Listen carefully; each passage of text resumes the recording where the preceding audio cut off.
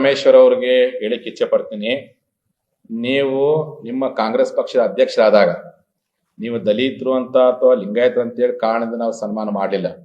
ನೀವು ನಮ್ಮನ್ನು ಪ್ರೀತಿ ಮಾಡುವಂತ ವ್ಯಕ್ತಿ ಅಂತ ತಿಳ್ಕೊಂಡು 2010ನೇ ಇಸ್ವಿಯಲ್ಲಿ ನಮ್ಮ ಪಂಚಮಸಾಲಿ ಬೃಹತ್ ಸಮಾವೇಶದಲ್ಲಿ ನಿಮ್ಗೆ ಸನ್ಮಾನ ಮಾಡಿ ಗೌರವ ಕೊಟ್ಟಿರ್ತಕ್ಕಂಥ ಸಮಾಜ ಪಂಚಮಸಾಲಿ ಸಮಾಜ.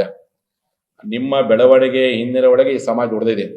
ನೀವು ಓದಿದ್ದು, ಉಂಡಿದ್ದು, ಬೆಳೆದಿದ್ದು ಸಿದ್ಧಗಂಗಾ ಮಠದಲ್ಲಿ ಅನ್ನೋದನ್ನು ಮರಿಬೇಡ್ರಿ. ಸಿದ್ಧಗಂಗಾ ಮಠದ ಅನ್ನ ಉಂಡು, ಸಿದ್ಧಗಂಗಾ ಸ್ವಾಮಿಗಳ ಆಶೀರ್ವಾದ ಪಡ್ಕೊಂಡು ಸಿದ್ಧಗಂಗಾ ಮಠದ ಶಿಷ್ಯರ ಮೇಲೆ ಹಲ್ಲೆ ಮಾಡ್ಲಿಕ್ಕೆ ಸಮರ್ಥನೆ ಮಾಡ್ತಿರಂದ್ರೆ ಸಿದ್ಧಗಂಗಾ ಮಠಕ್ಕೆ ದ್ರೋಹ ಮಾಡ್ದಂಗೆ ನೀವು ಗೃಹ ಮಂತ್ರಿಗಳೇ.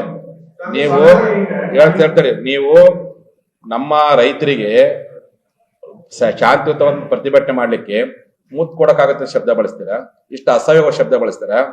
ನಾವು ತುತ್ತು ಕೊಟ್ಟಂತ ಸಮಾಜ, ನಾಡಿನ ಜನಕ್ಕೆ ನಿಮ್ಮನ್ನು ಒಳಗೊಂಡಂತೆ ನಿಮಗೆ ತುತ್ತು ಮಾಡಿಕೊಟ್ಟವರು ಸಿದ್ಧಗಂಗಾ ಮಠ.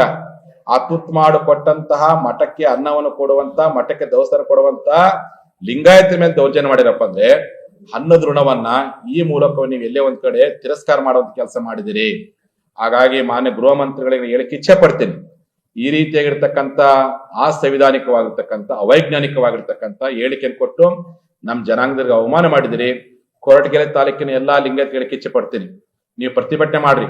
ನಿಮ್ಮಿಂದ ಆಯ್ಕೆಯಾಗಿರ್ತಕ್ಕಂಥ ಒಬ್ಬ ಶಾಸಕ, ಸಿದ್ಧಗಂಗಾ ಮಠದ ಅನ್ನ ಉಂಡು ಬೆಳೆದಿರ್ತಕ್ಕಂಥ ಒಬ್ಬ ಶಾಸಕ ಲಿಂಗಾಯತರ ಮೇಲೆ ಹಲ್ಲೆ ಮಾಡಿದ್ದನ್ನ ಅಧಿವೇಶನದಲ್ಲಿ ಸಮರ್ಥನೆ ಮಾಡ್ತಾನಪ್ಪ ಅಂತಂದ್ರೆ ನಮ್ಮ ಅನ್ನ ಉಂಡದಕ್ಕೆ ಇವನು ದ್ರೋಹ ಮಾಡಿದಾನೆ, ಮೋಸ ಮಾಡಿದ್ದಾರೆ, ಸಿದ್ಧಗಂಗಾ ಮಠಕ್ಕೆ ದ್ರೋಹ ಮಾಡಿದೆ. ಯಾಕಂದ್ರೆ ಅವರು ಸಿದ್ಧಗಂಗಾ ಮಠದ ಭಕ್ತರು, ಪಂಚಮಸಾಲಿ ಕೂಡ ನಮ್ಮವರೇ ಅಲ್ಲ.